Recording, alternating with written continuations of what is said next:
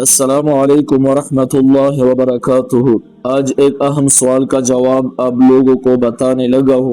سوال یہ ہے کہ کیا مرحوم کی طرف سے کسی کو کپڑے دینا شرعاً جائز ہے، اور کیا اس کا ثواب مرحوم کو پہنچتا ہے یا نہیں؟ ہمارے معاشرے میں اکثر یہ دیکھا جاتا ہے کہ جب کسی کا والد یا والدہ کا انتقال ہو جاتا ہے تو ان کے ایصال ثواب کے لیے کسی غریب کو کپڑوں کا جوڑا دے دیا جاتا ہے۔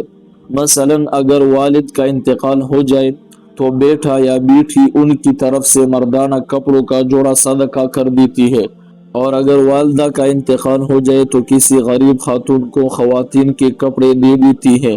اب سوال یہ ہے کہ کیا یہ عمل جائز ہے؟ یاد رکھیں کہ کسی مرحوم کی طرف سے صدقہ کرنا شرعاً بالکل جائز ہے، اور اس کا ثواب مرحوم تک پہنچتا ہے۔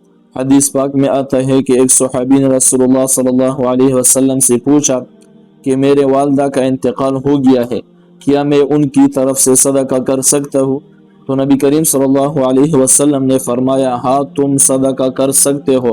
اس سے معلوم ہوا کہ مرحوم کی طرف سے صدقہ کرنا جائز ہے، چاہے وہ کپڑے ہو، کانا ہو یا کوئی اور چیز۔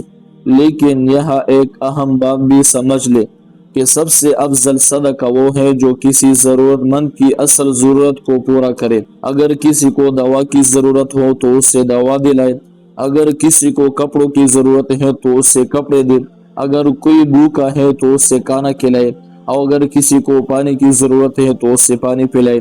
یعنی سب سے بہتر صدقہ یہ ہے کہ ضرورت مند کی ضرورت کو پورا کیا جائے۔ اور ایک اور بات یاد رکھے کہ صدقہ دیتے وقت پہلے اپنے قریبی رشتہ داروں اور پڑوسوں کا خیال رکھے، کیونکہ ان کو دینے میں دوہرا ثواب ملتا ہے، ایک صدقہ دینے کا ثواب اور دوسرا صلہ رحمی کا ثواب۔